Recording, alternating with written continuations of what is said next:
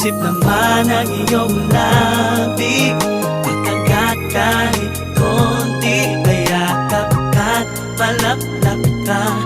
Pwedeng pabaon kahit ulo lang, pagtila sa tenga,